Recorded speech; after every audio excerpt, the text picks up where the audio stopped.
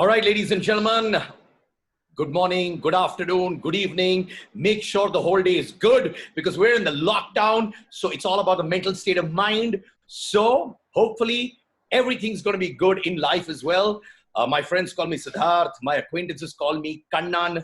My enemies call me names, but since there aren't many of them today, let's just say I am Siddharth Kanan. And I'm going to be bringing my friend Ashwin Suresh in a few minutes from now. But all I want to say is it's going to be a session which is going to make us all reinvent ourselves, answer every question which each of you wanted to know.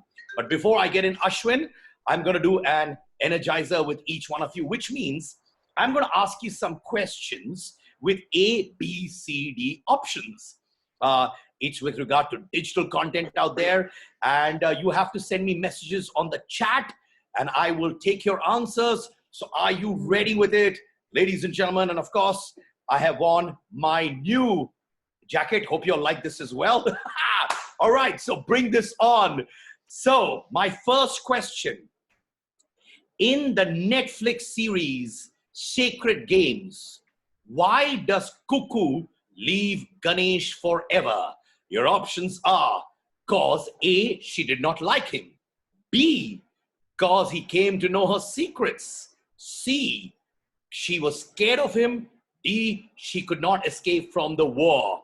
So I'm getting an answers. Is A, B, C, D? Come on, come on. Oh my God, I'm getting so many of them. All right. Soham says B. Ketul Patel says D.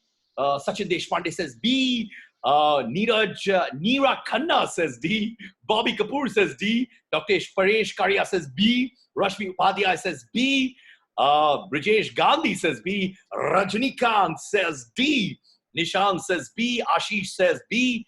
Fame Picks Interior says B. Harsh Andalia says B. Fozia iPhone says B. Mitesh Jain says B. Sri Rupa Bhar says not seen. It's all right. If you haven't watched it, I'm sure you have time. You'll watch it again. And Ravi says, repeat the question. In the Netflix original series, Sacred Games, why does Cuckoo leave Ganesh forever? All right. So the answer, ladies and gentlemen, is B. Because he came to know her secrets. Round of applause. Well done to all those people who've given B as the answer. Well done, Ashish. Hooray. Sudhakaran Nair says, ha, ha, ha, ha. Thank you so much, ladies and gentlemen. I've been told to talk about myself too. So I'm a radio host. I'm a TV host. I produce digital content on YouTube, on TikTok, by God's grace, with your support, getting big numbers as well. So this is going to be disruption, a word which we hear every second of our lives, but it's going to happen between Ashwin Suresh and me. All right, my next question. Are you ready, Ty? In the Netflix original series, you know what? My writer loves Netflix, doesn't watch anything else, but I'm going to fire her and say, watch Alt Balaji. Watch other things, which questions are going to be coming as well. All right, because the content across Indian platforms is so phenomenal. So here goes. I'm going to get into this one. In the Hotstar original series, Special Ops, where was Agent Farooq Ali sent on a mission? All right, I repeat the question. In the Hotstar original series, Special Ops, where was Agent Farooq Ali sent on a mission? A, America. B, Spain. C, UAE. D, Bangkok. All right, send in your answers. Madhuri says, God, look at the response. Time Mumbai. This is incredible. Ashish says C. Akash Deep says Hogwarts. Ha ha ha. All right. Dr. Paresh says UAE. Brijesh says space. Love Kshitij says C. Chetan Shah says UAE. Well, ladies and gentlemen, the answer is UAE. Well done. Full power, full power. All right, my next question here. The second season of the show, 4 more shots, please, was not shot in which of the following place? I repeat the question for you. The second season of the show, 4 more shots, please, was not shot in which of the following locations? A, Udaipur. B, Istanbul. C, New Delhi. D, Mumbai. So, What is the right answer? All right, I'm getting so many of them. A lot of them people saying Istanbul, some of them saying Mumbai. Well, let me tell you, ding dong. Ladies and gentlemen, the answer is New Delhi. All right, my last question to each one of you. In the show Mirzapur, Guddu and Bablu are the students of which course? I repeat the question for you. In the show Mirzapur, Guddu and Bablu are the students of which course? A. MCom, B. BCom, C. BMS, D. BAF. All right, come on. A, B, C, or D. Amit Chugh says BCom. Tamanna says BCom. Laksha Vijay says B. Akash Deep says B. Bhumika Mirani says PhD. Anvesa Chakrabarti says BCom. Bayona says B. Mithilesh says B. Vinay Shah says MBA. Manish Kumar says BCom. All right, ladies and gentlemen, the answer is BCom. All right, there you go. Round of applause. Come on, I want everyone to do this. Wave your hands. This is the victory wave. Ashish says, "Jeet gaye bhai. Hum log zindagi mein jeetenge doston." Humanity has that kind of power. Come on, everybody, do this. Come on, everybody. I can see you. Wave this. The victory wave. How are you doing, all of you out there? I request everybody to remain on mute. And now, it's very important for me to get in my guest for the day. A man who I truly believe has changed the game. He is the founder of Pocket Aces, India's leading digital media entertainment company, whose mission is to solve boredom.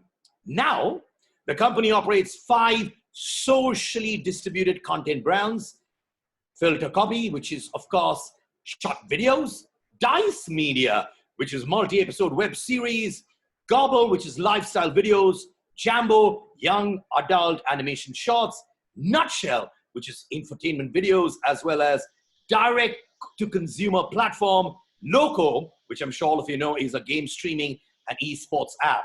Now, in July 2019, Pocket Aces raised 100 crore investment. I don't even know the number of zeros in 100 crores, but they have done it. He's bagged the Digital Entrepreneur of the Year at Talent Track Awards 2018, along with his partner Anand Pandita as well.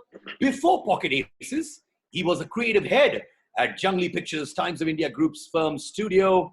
Ladies and gentlemen, I'd like to call on board Mr. Ashwin Suresh. Round of applause, come on. Thank you, Sid. Thank you. That energy level, I need to take my energy level up to match yours. And thank you everyone for the welcome. All right, everyone do this. Come on, come on, come on. Let's do this. This is the victory wave. Come on. This is just not. Yeah, that's the spirit. How you doing, Ashwin? Doing well, Sid. How you doing?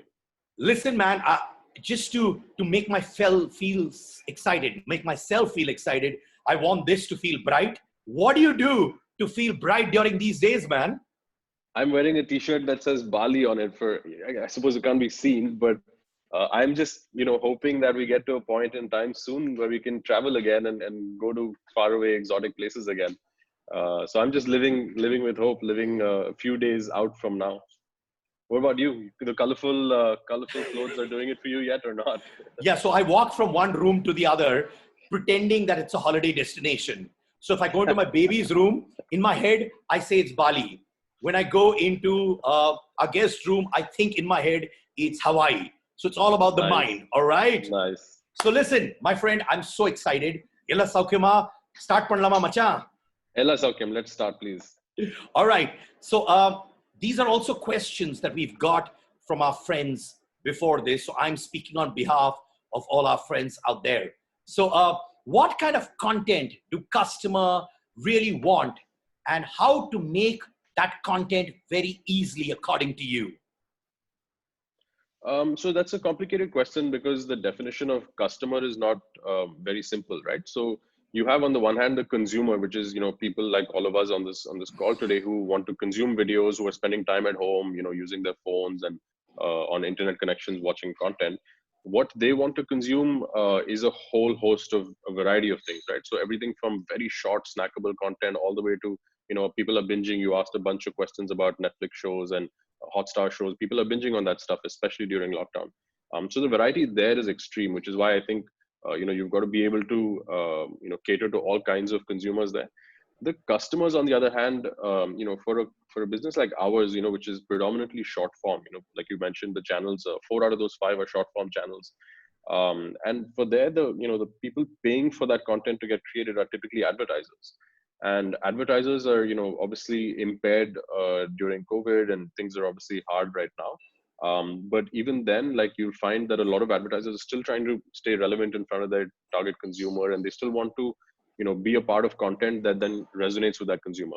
So there the demands are much more specific, right? So there people are looking at short videos a lot, because even under lockdown you can continue to create and produce short videos, and we are doing it, a few others are doing it.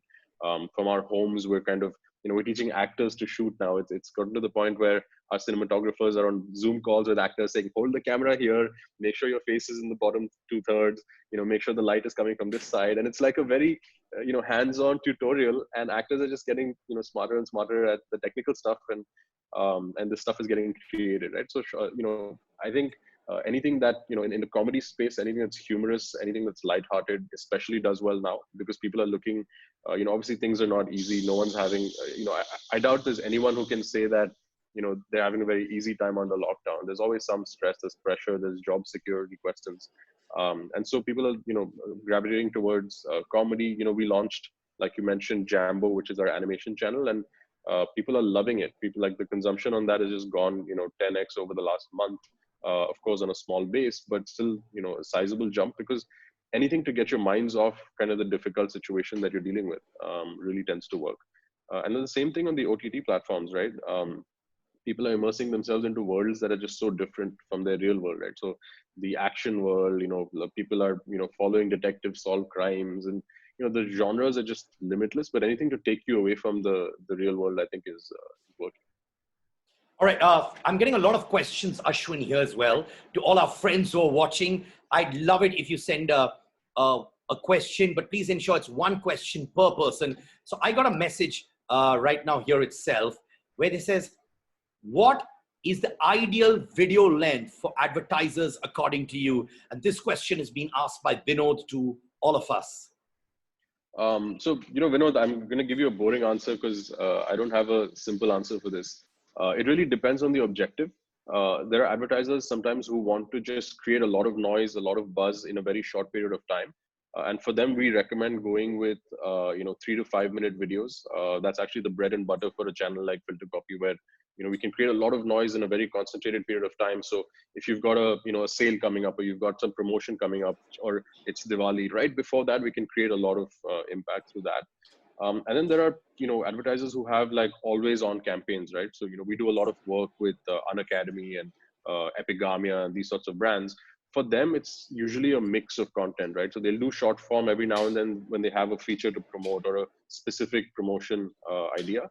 But then they'll do this long form impact stuff to keep, brand recall very high. So if, Epigamia, I remember, was trying to position their Greek yogurt as a premium version of yogurt, a couple of years ago. And we did a bunch of content on Gobble with, food content. We did a bunch of funny content on Filter Copy. But then really what kept them relevant in that premium category was a long format web series called What the Folks we had done on Dice Media. It was like 5 episodes of 30 minutes. So it's a 150-minute, piece. And that's where they really saw the impact that, got that name in people's minds again and again. So I think the objectives really matter. And then depending on that, you have to find a solution that works. All right, Ashwin, now I also got a couple of questions, so I'm going to take that as well. Sure. When you say short format videos, what is the ideal duration? Is it 3 to 5 minutes? Is that what you define as a short format video in terms of duration? So, again, it's at Pocket Aces, we define short form as anything under 10 minutes. And then we have what we call shorter than short form, which is 1 minute and less, So I don't think there's a standard industry definition. People say 5 to 7, 3 to 5, all kinds of definitions. But, we look at, and we also consider standalone videos as short form. So even if we do a web series, which is 1 minute episodes and 20 episodes, we'll still, treat that in a long form bucket, not in the short form bucket. So it's like serialized versus individual. But that's our own definition. I mean, what do you think, Sid? How do you look at that? I'll tell you what, I'm telling you honestly, like when I put up videos, now I've just got onto TikTok, all right? Yeah. I'm also putting content on YouTube. Uh, and I'm putting a lot of interviews and I'm still fighting that battle. Sometimes I wake up, like yesterday, I'm putting up a video today and I was like, hey, it's 10 minutes, 57 seconds. Maybe we should put it as like 5 minutes. So I'm still fighting that battle, but I've still not been able to crack the code as to what the right duration is. Suddenly I find a 11-minute video of mine, which is flying. And then one day I find that, hey, a 4-minute tight, crisp conversation is what works. But on my channel, I'm finding videos between 4 to 6 minutes is what is working. Yeah, Sid, I think also it depends on the distribution medium, right? So for a consumer, if you look at how content is consumed on YouTube, it's very intent driven because people are going to YouTube with the express intent of consuming content. So they're willing to give you a lot more time. You could, we did this series recently called Operation MBBS on Dice Media. I don't know if any of you have seen it, but that has 30-minute episodes and people are consuming the entire episode and they're waiting, patiently for the next week to get the next episode. So there it's almost like a television type behavior where people are just committing a lot of time. On Facebook, we don't find that those kinds of videos do very well. So on Facebook, we need to, we typically try to keep it under 5 minutes. In fact, even on Filter Copy, which is short form, our Facebook edit will be about 5 minutes. Our YouTube edit will be about 8 minutes because we know that people who are on YouTube will give more time. On TikTok, we'll never cross a minute, right? Instagram posts as well, we try to limit it. So, it matters where you're distributing. And each place you'll have a different kind of behavior that is prevalent. I'm getting messages. Sorry, I can't take your name because the messages are going up and down, up and down. Travel industry, as we know, the state that we're in, unfortunately. But a gentleman message saying that, if you do virtual tourism videos online, do you think it'll appeal to people, especially when they're sitting at home? They may not be traveling for some time. Do you think it's a good time to do that? I personally do. This is my own personal point of view. And, late last year, I think in December, we kind of transformed Gobble from just a food channel to being food, travel, home, and lifestyle. And we launched it with a big travel series. Internally, we're discussing doubling down on the travel vertical from a consumption perspective, because people do want to at least, I think, get out of their reality and see what, they could live vicariously through the travel videos. At the same time, if those videos are advertiser funded, then are the travel related advertisers willing to spend in a time like this when their businesses are impaired, right? So if you're a ticketing agency or you're a tourism board, are you going to spend a lot of marketing dollars when your revenue is severely beaten down? So that's a question that we'll have to see once the lockdown ends, how people react. But from a consumption perspective, I firmly believe that travel content will fly. We are seeing it in our old travel content. People are revisiting it and just kind of watching it. A gentleman says, Nitin Bajaj says, they have a show called The Industry Show. Now, we get a lot of attraction on Facebook with our 7-minute videos, but with the same video we put on YouTube, they hardly get any views. I cannot answer the specific question because I have to look at your pages and your videos and understand how you're distributing. But we also faced this in the early days ourselves. Little known fact, when we started in the first channel, Filter Copy, in 2015, we were a Facebook first video platform. In fact, we were the only one doing Facebook first. I think Facebook had just launched video in that time. We saw most of our viewership, I'd say 90% of our viewership came on Facebook and nothing on YouTube. And typically YouTube people were building by making a YouTube video and putting the link on Facebook. But then Facebook suppressed those links, and so nobody would discover them. What happened to us is, as the page became popular on Facebook, later on people would search for us. They're like, I want to watch that funny video, let me type it in. And Google recommend YouTube links. So we found that people would discover us on Facebook, forget how to find us there, search for us, find us on YouTube, and then our YouTube page grew. So it became kind of this almost ripple effect. And now the YouTube page is actually bigger than the Facebook page. So we've got 7 million subs on YouTube, and Facebook maybe has 5. So that it takes time. I'd suggest if it's a new page, then keep it going, and you probably see some effect like that soon. Okay, so how do you manage content marketing plans across all social media channels? I mean, it's a simple answer, right? The plans have to be custom. The plans have to be very distribution dependent. So the consumers of each channel are different. The TG is different. So first of all, we don't typically do a omni-channel plan for a single client or for a single objective, because oftentimes that's not the right solution, right? I can't say that the same solution to get your brand across to a 18 to 24, Hindi belt audience is the same as a 35 plus male in South Bombay, right? Like it's just very different audiences. So we don't create those solutions unless we know we want to reach all of those demographics. And then again, like I said, it's based on distribution. So on a TikTok, your distributions will dictate your content strategy. On a Facebook, the same thing will happen. So you go from objective to distribution medium to content. We never like I think the one big thing we did differently, which is what kind of helped us grow, was to not go from content to distribution. Most creators are like, I have a voice, I want to express myself, and this is my content. Now let me find an audience for it. We went the other way around. We said, where are audiences spending their time? What do they like to do with their time on that platform? And then what can I create to service that time spent on that platform? I think that's, in the long run, that's a more sustainable or repeatable model. Okay, so I'm going to take this question, which is there. Mayur Zanwar. Hi, Mayur. What's up, my friend? He says, events program, family events, at least for 1 year, will not be happening. And he says, can we see video taking the space and filling the gap of entertainment? And will employees and people will be enjoying the same sitting at home? So you can take that as well. So I'd like to take that too. Mayur, in terms of employee engagement, in terms of family days for companies, yes, because, in family days, which are live events, will take some time. But I have to give you my personal example. Like I've been doing virtual events, which I've been hosting and putting together for employee engagements. People come in through Zoom, like what we're doing now, through WebEx or whichever platform suits the brand, and we end up engaging with them as well. I personally have started programs where I'm doing Bollywood, entertainment, GK, sports quizzes, where families come together online, engage with me, boost their morale up, throw in some motivational talk, do some energizers with them, and make them feel that they actually are at a live event, though it's there virtually as well.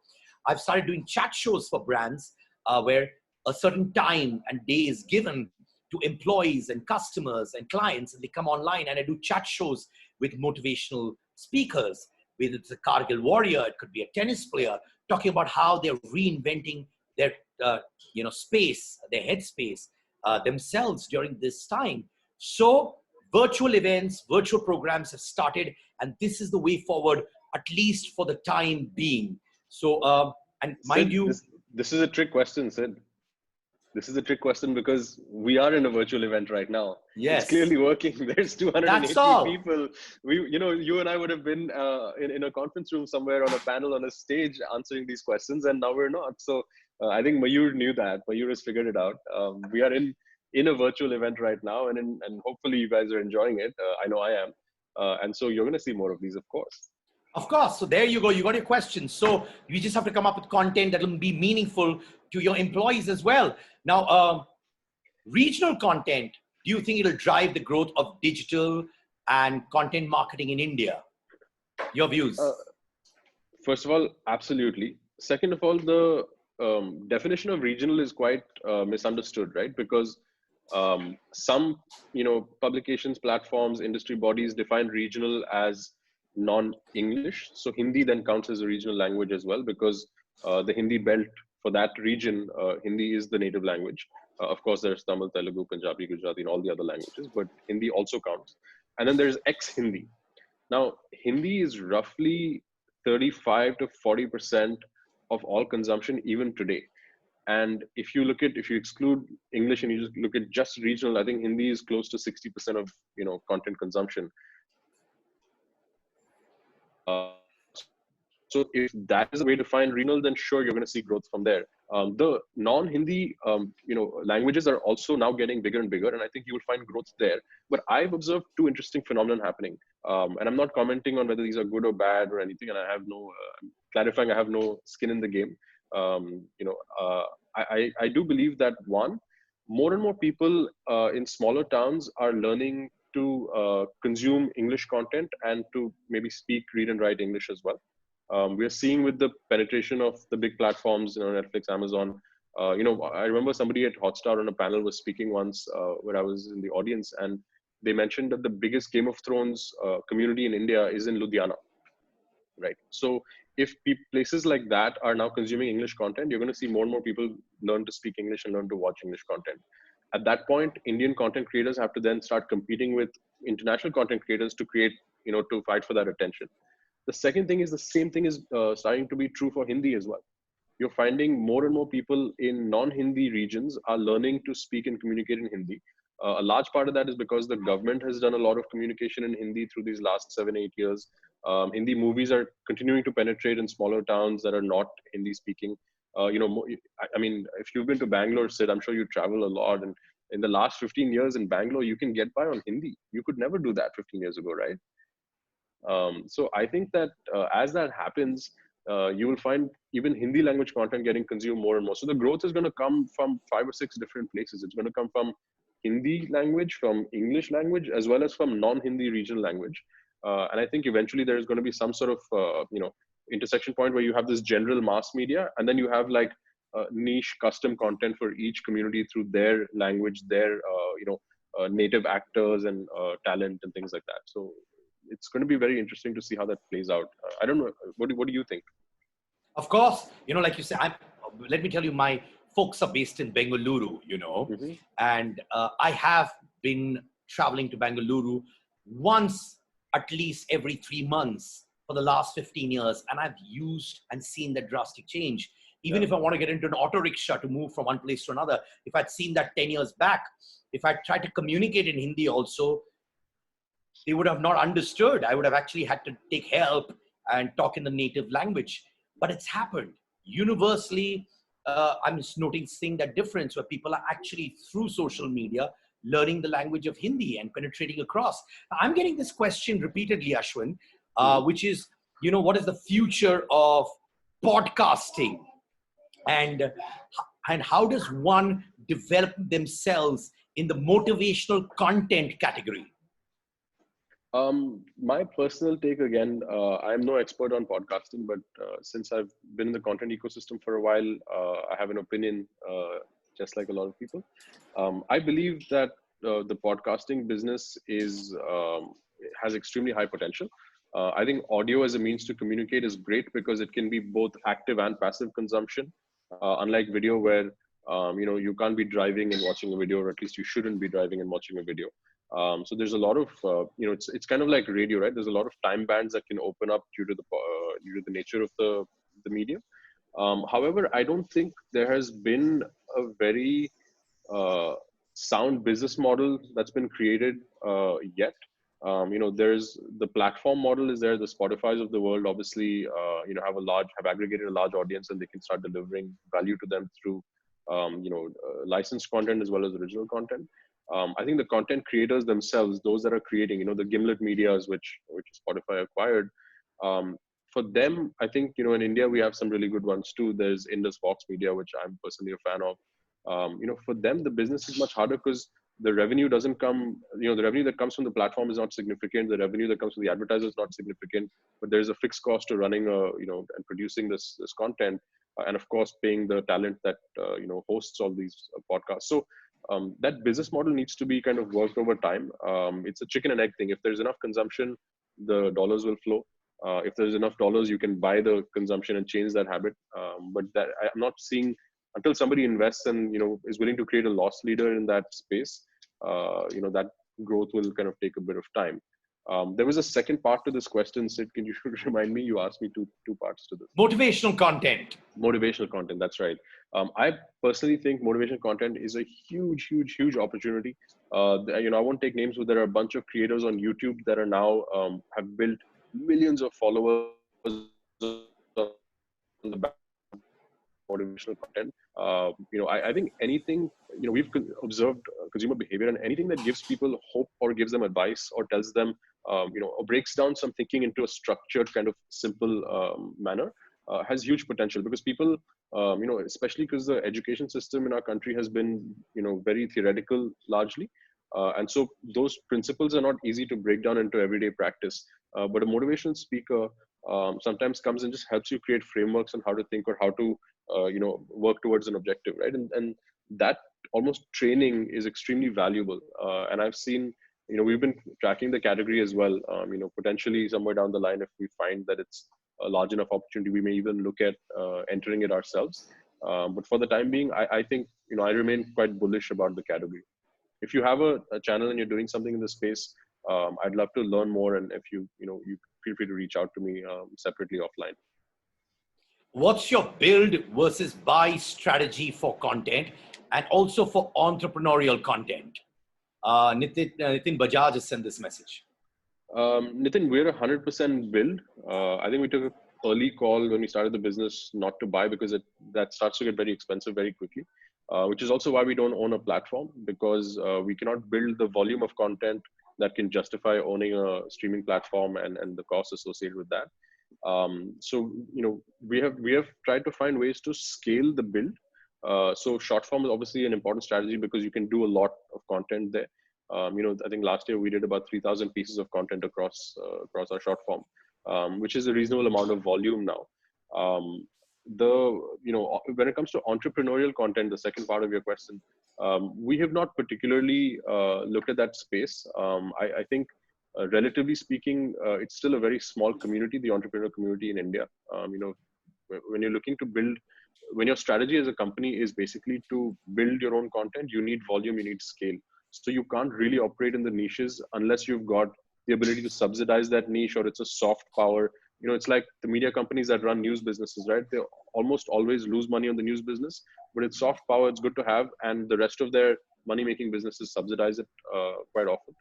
Similarly, like we could look at genres like that as a subsidized business, but we don't believe a standalone entrepreneurial channel at this point will have the size and scale to be able to, be profitable easily. So we haven't entered the space ourselves.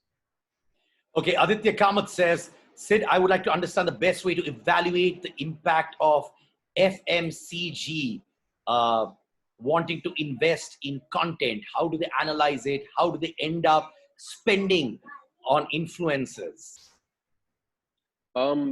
Yeah, look, I think I don't know if even they can answer how they analyze it. It's a black box. But most certainly every FMCG company, has started to look at content as a means to kind of reach the consumer. And, the subset to that question was, I think, about influencer marketing. And I think we're starting to see, give you a little bit of history. Until 2 years ago, we didn't have an influencer management business because we felt that, we were the publisher, we're going to create all this content, put it out there.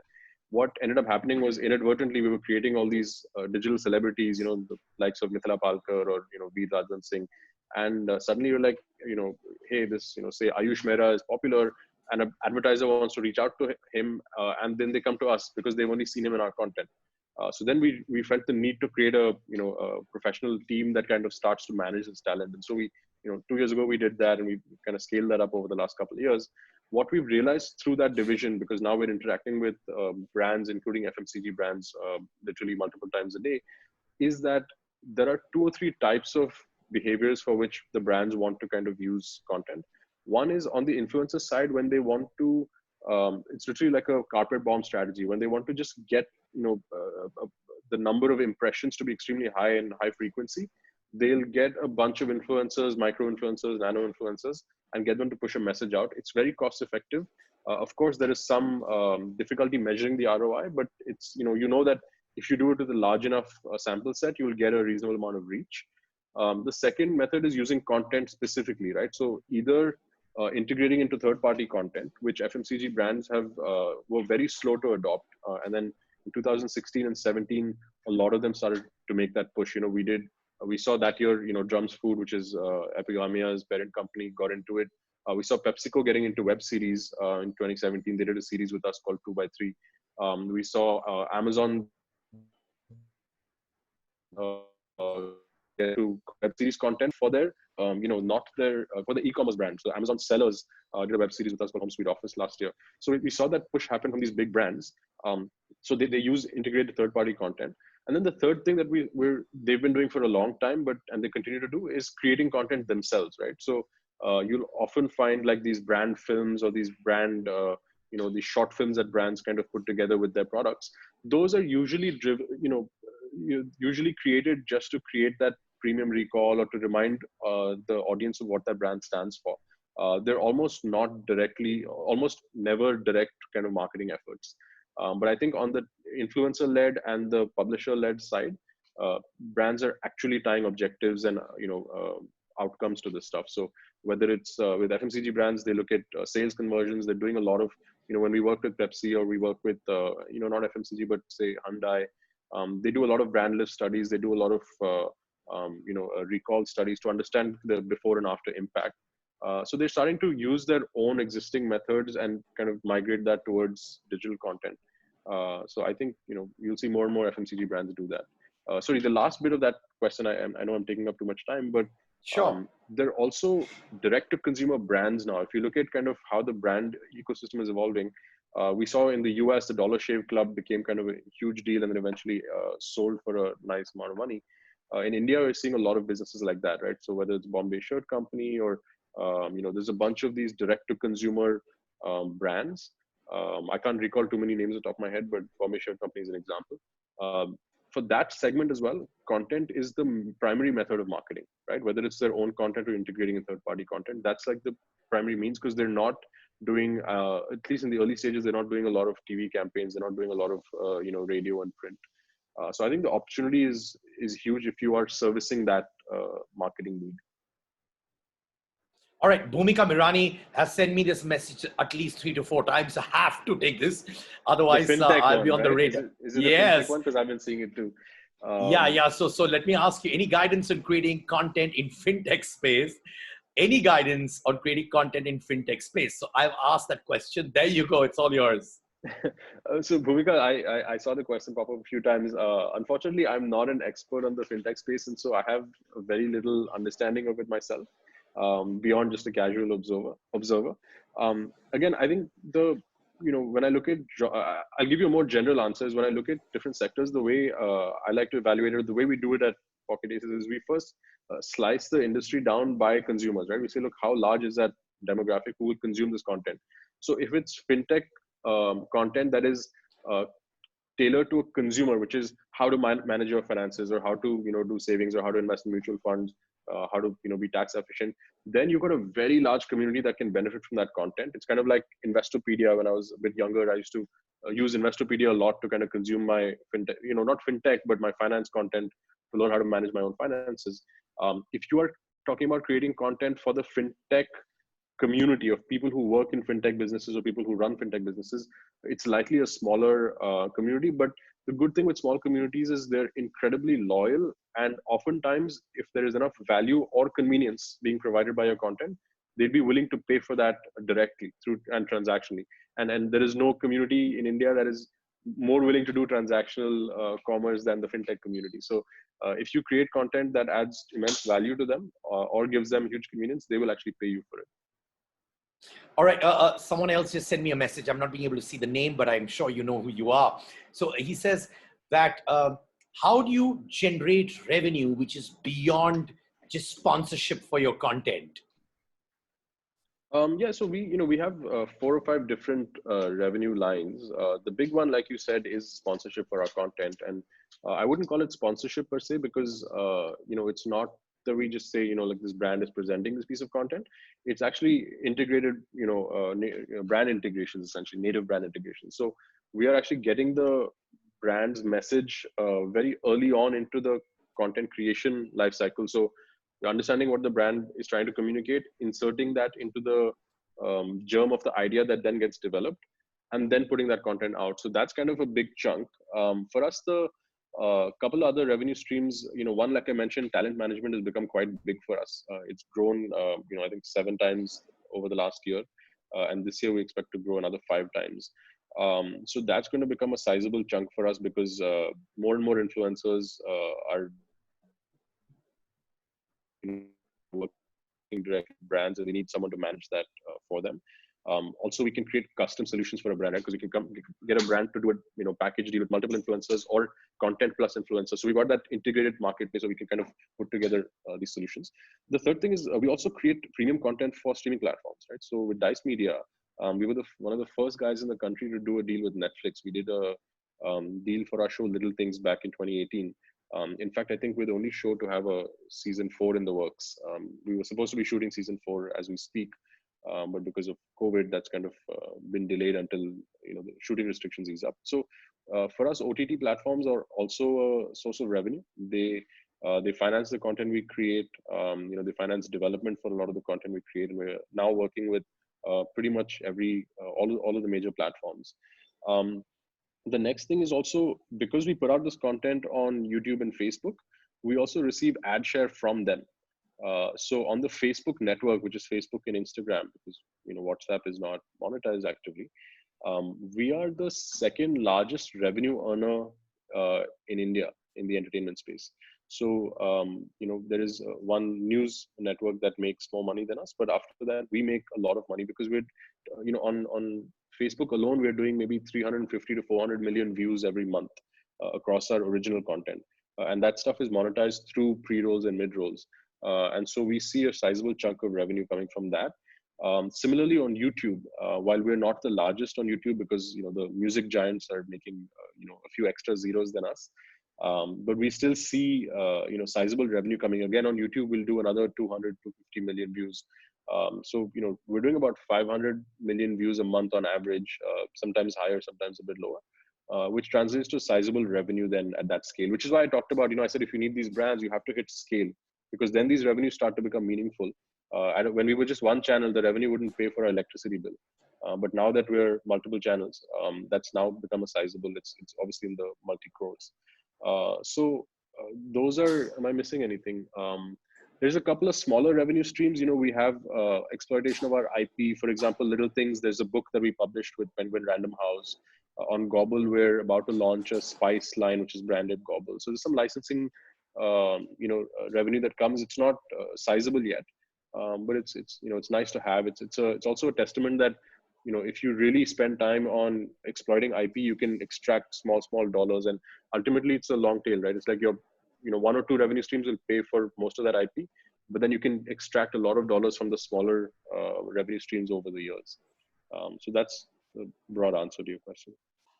All right, Naveen sent me a message saying, Siddharth, how do you as a talent brand yourself, and how do you monetize it as well? Honestly, I started I kind of started as a radio host, as a TV host, and then got into digital. And I kind of started with a lot of Bollywood interviews on my channel, which started doing very, very well. But I did start seeing myself evolve into a different space as well. I became a father to a 4-year-old, a 15-month-old. I also started seeing myself as a person who had evolved as a human being. I was, as a brand on my YouTube channel, a Bollywood content creator who's doing edgy questions, who's doing irreverent stuff, throwing a little bit of controversial elements, which were getting the views in. But over a period of time, I started evolving as a person too. I wanted to do motivational content. So I got into TikTok as a platform, and I just said, hey, you know what? I have been putting on Bollywood content and also advertiser-funded content of MDs and CEOs. They were coming on my YouTube channel, walking the talk, talking about their journey, talking about what the brand was all about, and giving a 360-degree spin to it, with obviously funding me for those series as well. So on my YouTube, I had Bollywood content, and also achievers from the corporate world who were funding me to do these interviews with them. And obviously every episode had a direction to what the client wanted, and at the same time did not make it feel as if it was a direct sales pitch. So if you're watching the video as well, and if I'm talking to the MD of a company, you would not even know that it was actually advertiser funded, because I was getting their story from my point of view, synergizing it with the brand as well, as to what the brand's needs was, and also what my personality stands for. When an advertiser comes to you, you don't actually break down your personality just to make sure that the brand stands out. You merge it with your personality so that the viewer feels you're being honest to them. The viewer feels that you're standing by your ethics and your principles as well. So that was corporate and Bollywood on my YouTube channel. Then I got onto TikTok and I said, hey, you know what? I want to do motivational content. I started as a 14-year-old boy. And in 26 years, I've learned so much from life as a radio host, TV host, MCs, faltering, rising, faltering, even to ask an A-list celebrity an edgy question required me to be fearless in my head. There was a time in my life when people used to stop me from doing interviews. People used to hold my shoulder when my radio interviews used to happen and say, you know what, how can you ask a question like this? And I still used to persistently do that because that's what I stood for. So then I got onto TikTok and I started just talking to the camera. And people said, hey, when you get onto TikTok, you've got to end up, do lip syncing of Bollywood videos. You need to do a dance step. You need to do hardcore comedy, which you're also anyways known for. But I said, no, I want to humanize TikTok. And I started talking. I would wake up in the morning and just talk to the camera as to what I felt like. If I felt funny at that moment, I would talk funny stuff. If I felt emotional, I would talk emotional stuff. If I felt like, inspiring people, I would do that too. And then I realized in a span of 3 months, I crossed 1.5 million followers, with my engagement at this point of time, with humility, being as much as a 20 million follower of any other influencer. I started seeing people writing to me. But there was a huge contrast to my personality on YouTube, and the Siddharth Kannan that you saw on TikTok was very, very different. So in my head, I was thinking like, people see me on YouTube, they'll say, hey, this is a different kind of a guy. And then I see him on TikTok, there's a different kind of a guy. And then I realized I was being accepted on all these platforms. It is okay to have a different personality on a different social media platform, because deep down, we all have different personalities, shades to us. And why not explore that too? And as a person, I'm very close to my daughters. And I started putting out father-daughter videos, not because I wanted to, get brands on board. That's who I am. I wake up in the morning, I play with my daughters, do my videos, again play with my daughters. And then suddenly I saw brands coming in and saying, you know what? We see you playing with your daughter. We see you teaching your daughter fun things. So can you please end up, getting this brand into your conversation with your daughter? And I categorically told these brands that, I will get it in, but I will do it as real as possible. I am not going to tell my daughter saying, hey, you know what? You need to wash your hands with this soap. I said, hey, that's not going to happen. We are going to see if the brand merges in my real life conversations with my daughter, incidences with my daughter. And that's what started happening. Slowly, I realized brands were coming in as a father blogger. Brands were coming in with my motivational content.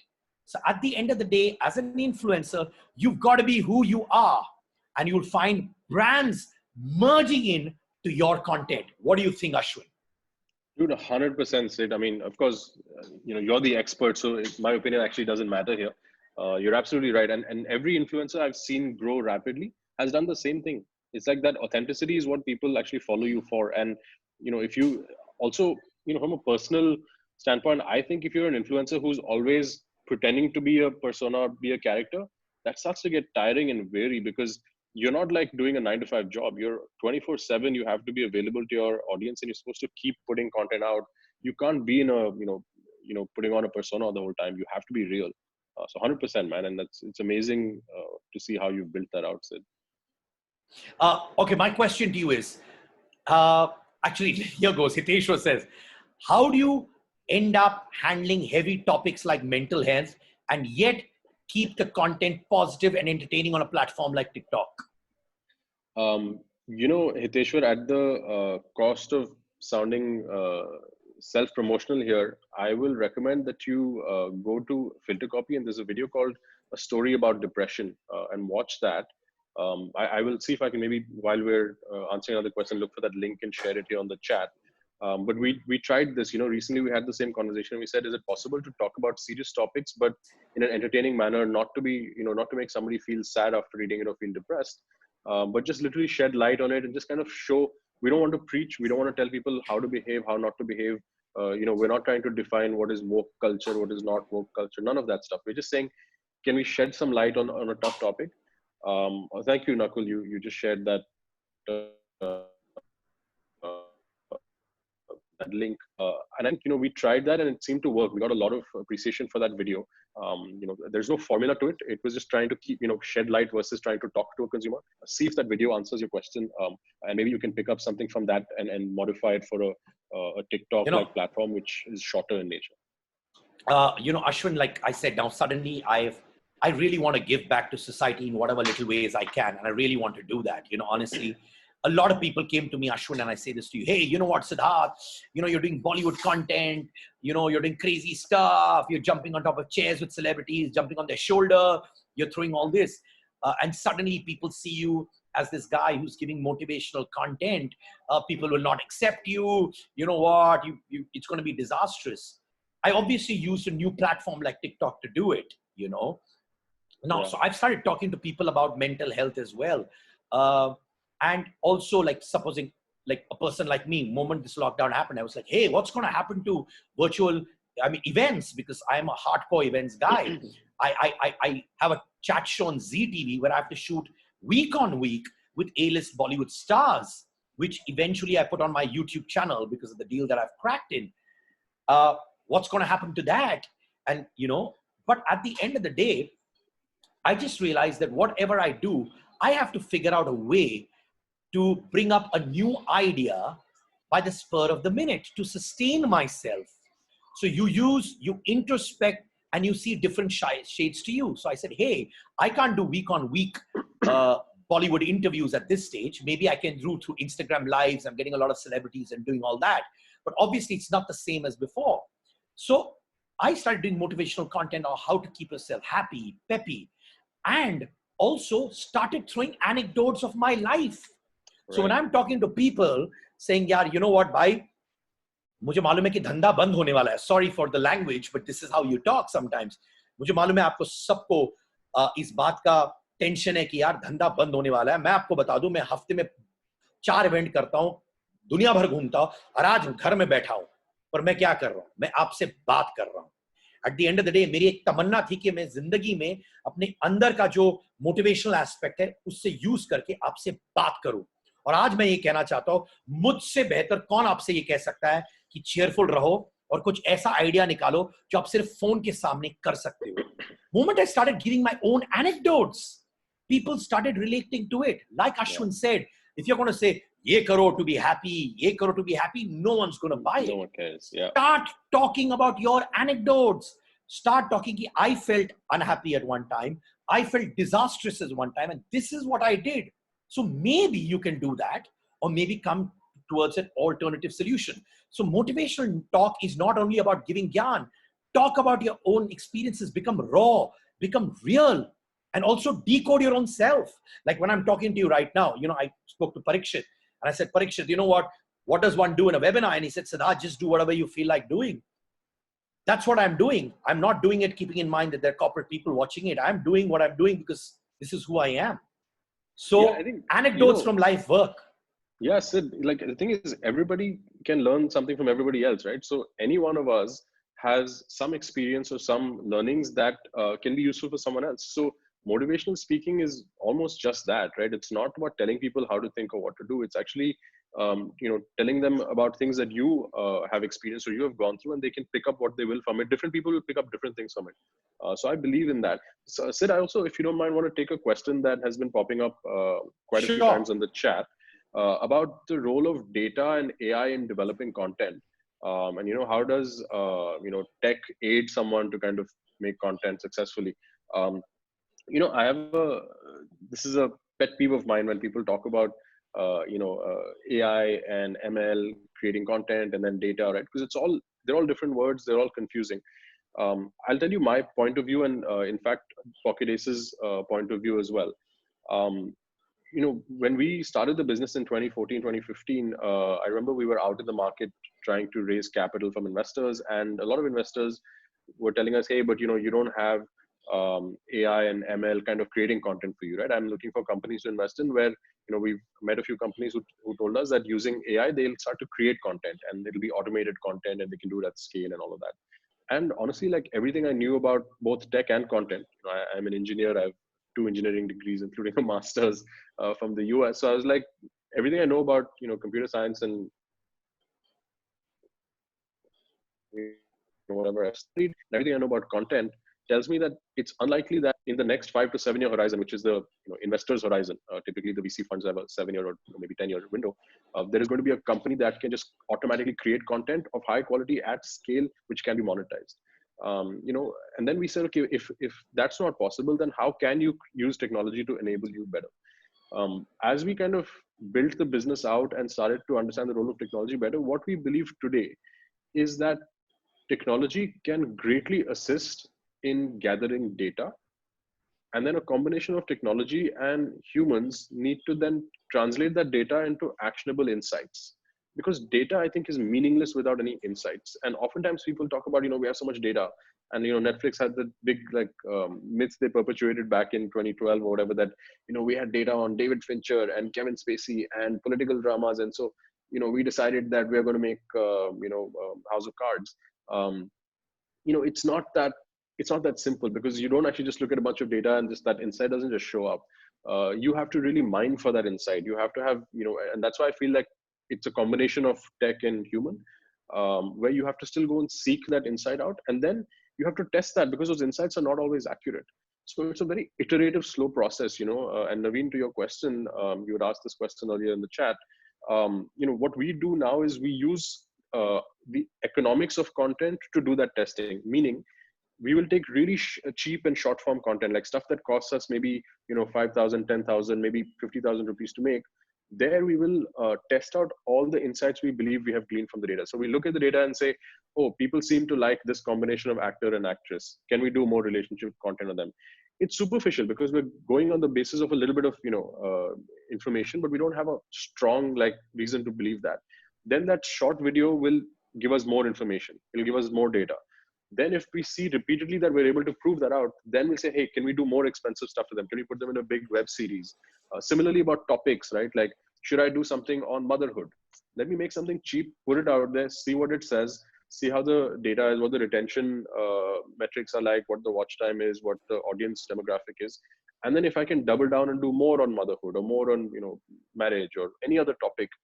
So we use data in that manner. And I haven't yet come across a company that has been able to just take these insights and just create content automatically. I think, I have no doubt that, nothing is impossible.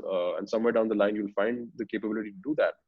But in the 5 to 7 year horizon, I think this is a much more practical way of using technology and data in the content business. Okay. What are the rough commercials with brands that you advertise on your platforms? $1 million.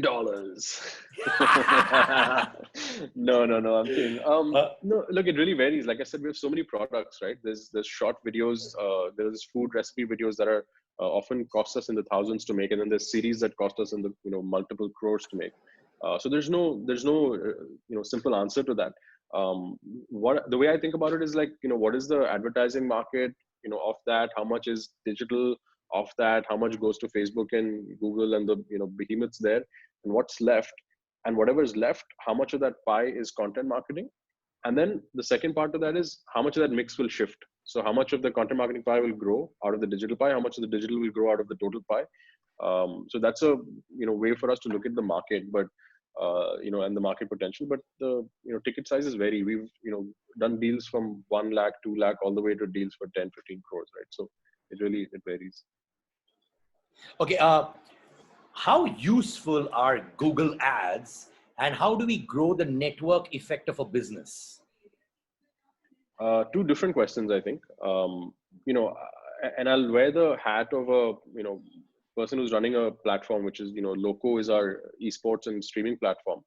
See, for the content side, we don't use Google Ads, right? Content itself is the marketing tool for content. So if I put the piece of content out, you likely consume it if you like it and it appeals to you. On Loco, however, we have to drive people to a different platform. You have to download an app on the Android store, Play Store. So for us to do that, we often use Google Ads and Facebook Ads and target kind of consumers.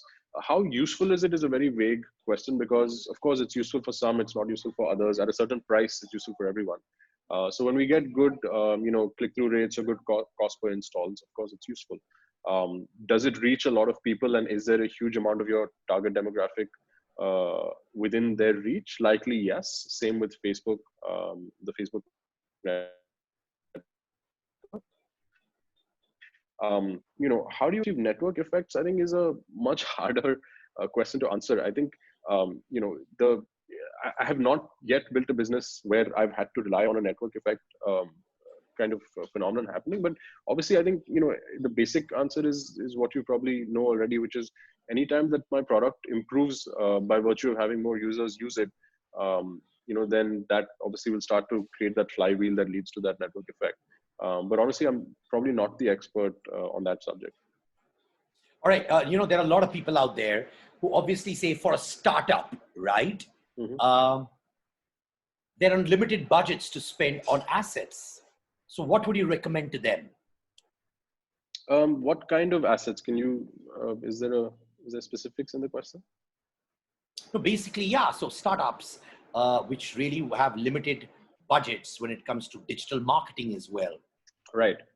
When it comes to digital marketing and you have limited budgets, I think our business is built for that, right? We believe that there are a lot of companies that have limited budgets but still want to drive very high ROI.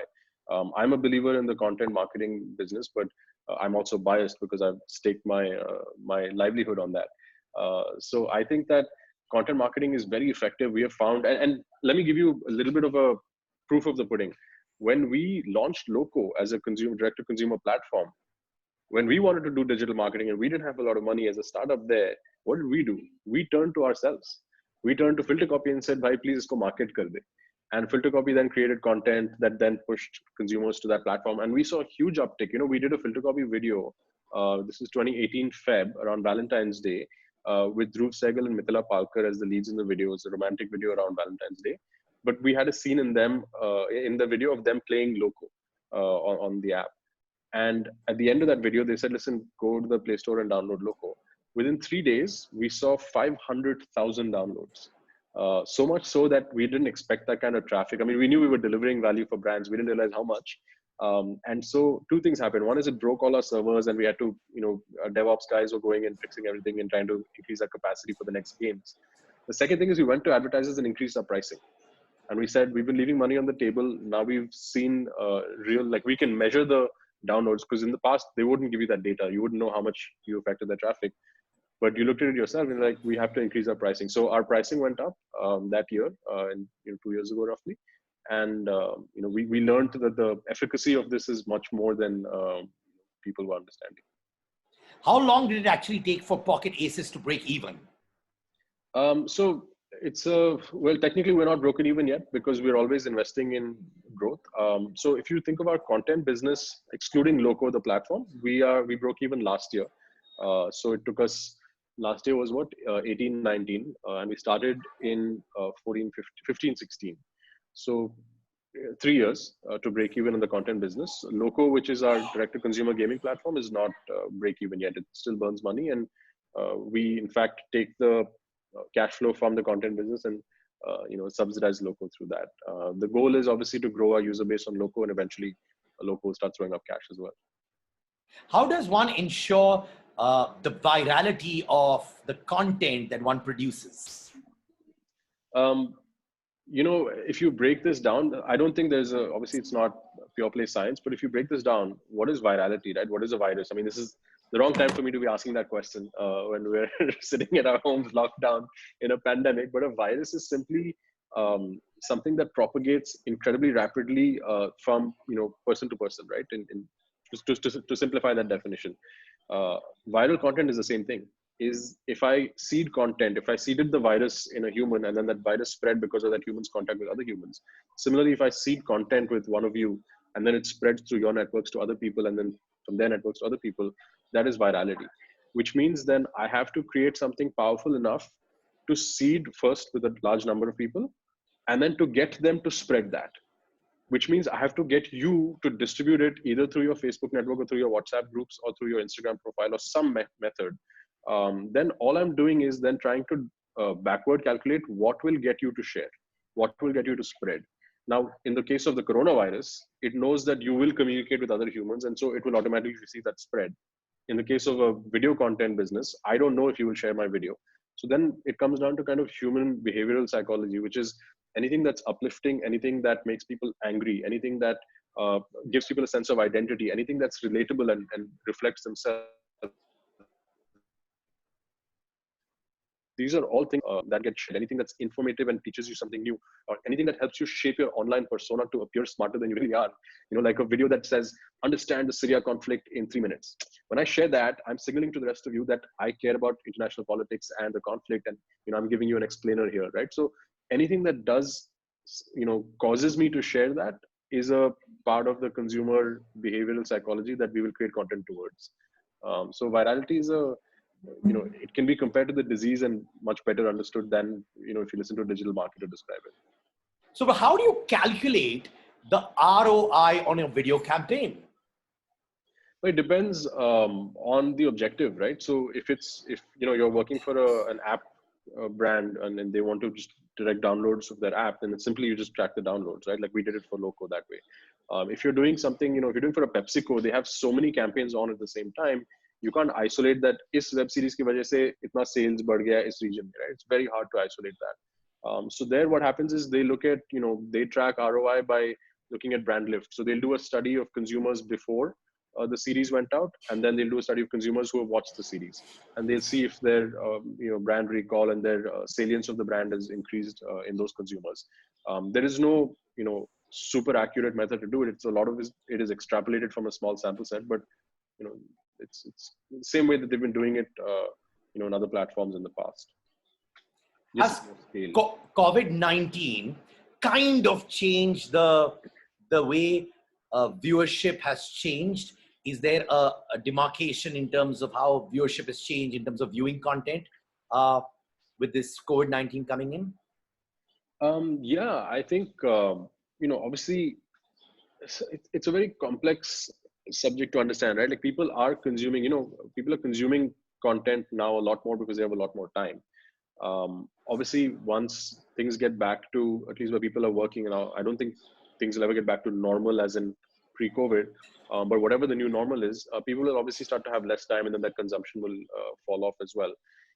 I do, however, think that one behavioral change that's happening is people are recognizing the value provided by content. And I think the number of people willing to pay directly for content will go up. So people will be less averse to getting a Netflix subscription or an Amazon subscription or whatever post-COVID.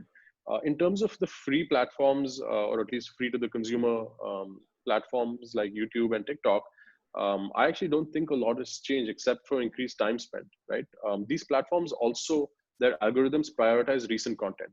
So again, it's not like somebody who has a huge bank of content is going to see the old content kind of grow rapidly. It will grow to a degree, but it's not going to just suddenly shoot up 10x. If you put new content, there is a much more uptick for it. We did, like I said, we've done a whole series on Dice Media called Firsts. It's the second season of a successful series on YouTube. We shot it in lockdown. We came up with the idea on April 5th. Then we shot it and then released it, I think, on the last week of April. And that series, we saw people just like happily consuming it because even if it was shot by a phone, even if it was shot, people's homes, like very unprofessionally and not unprofessionally, but not very produced, people still were happy to consume it because the bar for kind of what is acceptable and what is not, I think has changed. People just want to be entertained. All right, my last question before we sign off. Yes, how do you really redefine the marketing strategy at this stage? I mean, again, right, like I think we have to wait to see the effects, the more permanent effects of COVID on consumer behavior. If people are starting to, transact digitally much more or consume more virtual goods and services, or pay for an extra convenience, right? Like then the campaigns have to change to tailor towards that. Typically in India, historically at least, we've found that people don't like to pay for convenience. They don't mind paying for value, but not for convenience. And so marketing is always focused on the value a product gives you. So it's like, Netflix will always show you that, hey, look, I've got this great library, right? So you have a lot of value here. You're getting such a big library for, $200. But over time, as you're seeing the behavior change, now the marketing will also be about convenience. It's like watch it anywhere, on the go, on your mobile device. So that's not value, that's convenience you're giving me. So I think we will have to see kind of how that transformation happens between value and convenience as behavior is starting to get understood. I think it's too early because, I mean, it's unfortunate. The last 3 days, we're seeing a huge spike in the number of new cases in India. So I think it's some ways to go before we cross that hurdle and get on the other side of this. Then we'll be able to know more.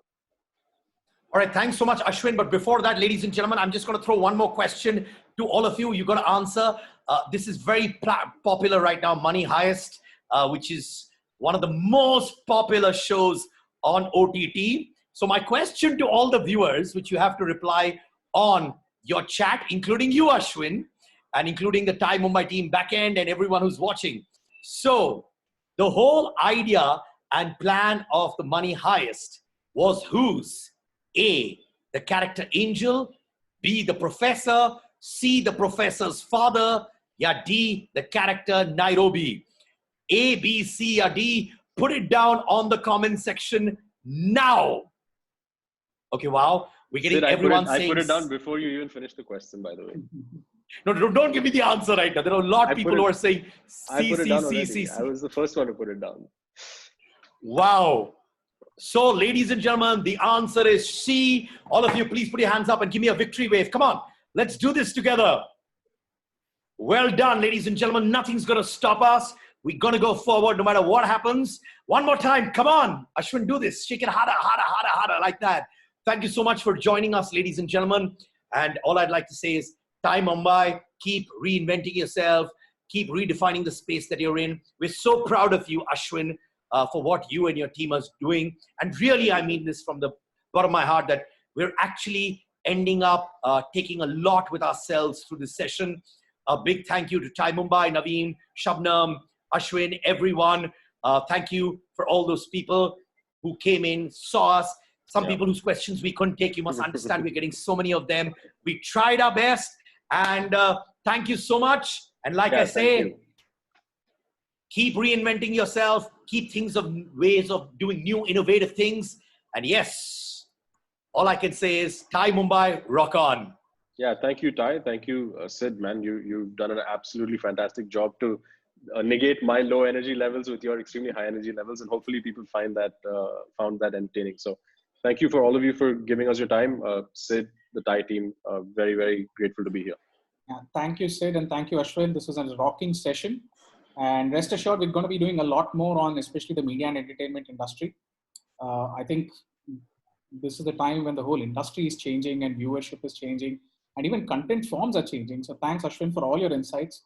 I would actually urge each and every attendee on today's session to go back to the YouTube that we will be uploading of this session, because I think Ashwin gave us some great insights, which, during the course, you might have just absorbed it and really not understood it. So by this evening, it will be on our YouTube, go analyze it. And I think there are a lot of great insights for startups, especially in promoting yourself through this channel and every other channel. Thanks a lot, Ashwin. Thanks a lot, Sid. Sid, thank you, everyone. For more. Hang on to us. Thank you, everyone. All right, one more thing. To all those people who gave the right answers, Naveen is going to get back. The person with the maximum number of right answers to my quiz questions will get a stake in Pocket Aces. That's what's been announced by Ashwin. That is the announcement for the day, ladies and gentlemen. You got a big heart, my friend. Well done, Ashwin, for doing this to the winner. Naveen is your point of contact for that. No problem. Ashwin, I'll get in touch with you for that. Thanks a lot, Sid. Thank you, everyone. Bye-bye. Take care. Be safe. And 4 o'clock today evening, we're starting with the Thai Food Network session. And these are the programs to come. It's a packed week for us and the next week. And these are things that are just planned. There are a few things that are also happening in the background. Thanks a ton, folks.